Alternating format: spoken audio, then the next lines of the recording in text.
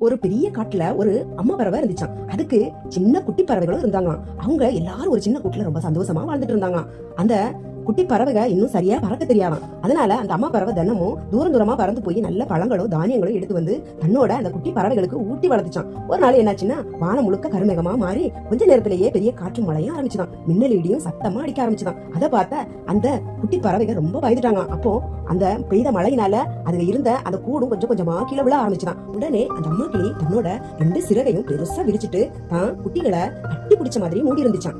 மழை தண்ணி எல்லாம் அந்த அம்மா பறவை மேலதான் விழுந்துச்சான். குளிராலையும் காற்றாலையும் அந்த அம்மா பறவை நடுங்கிட்டே இருந்துச்சான். தன் குட்டிகளுக்கு மேல ஒரு துளி மழை தண்ணி கூட படக்கூடாதுன்னு பாதுகாத்துட்டே இருந்துச்சான். அப்ப அந்த குட்டிகள்ல ஒண்ணு தன்னோட அம்மாட்ட, அம்மா உனக்கு குளிரலையா, உங்களுக்கு கஷ்டம் இல்லையான்னு கேட்டுச்சான். அதுக்கு அந்த அம்மா பறவை சிரிச்சுக்கிட்டே, நீங்க பாதுகாப்பா இருந்தா அதுதான் எனக்கு சந்தோஷம்னு சொல்லிச்சான். அப்பதான் அந்த குட்டி பறவைகளுக்கு இந்த உலகத்திலேயே அம்மாவோட அன்பை விட பெரிய பாதுகாப்பு எதுவுமே இல்லைன்னு புரிஞ்சுதான். நண்பர்களே, உங்களுக்கு இந்த அம்மா பறவையோட கதை உங்களுக்கு பிடிச்சிருந்தனா இந்த நித்யா வாய்ஸ் தமிழ் ஸ்டோரிஸ் சேனலை சப்ஸ்கிரைபர் பண்ணுங்க, சப்போர்ட் பண்ணுங்க. தேங்க்யூ.